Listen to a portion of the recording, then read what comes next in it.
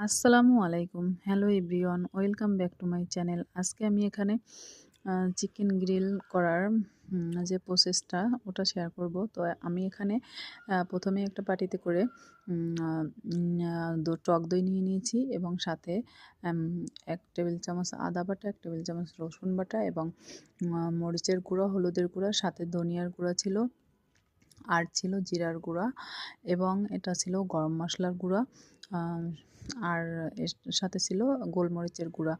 উম তো এখানে আ বড় ১ পিস লেবু আমি আম লেবুর রসটা চিপিয়ে নিয়েছি পুরোপুরি। আর এখানে ৩ টেবিল চামচ সরিষার তেল ইউজ করছি আমি।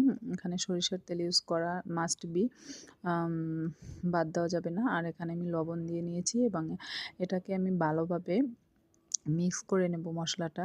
একটার সাথে আরেকটা মশলা জানি পুরোপুরি ভালোভাবে একটা মিশে যায়। এভাবে আমি এটাকে ব্লেন্ড করে নিচ্ছি হাত দিয়ে। তো এরপর মশলাটা আমার হয়ে গেলে আমি এখানে চিকেন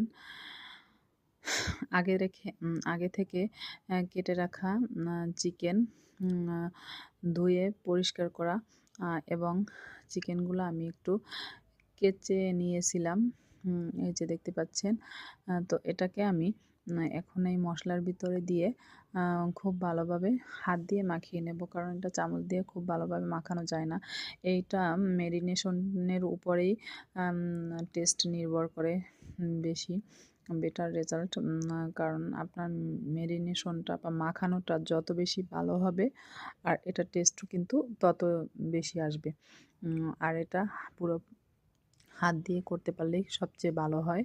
তো এই তো হয়ে গেল আমার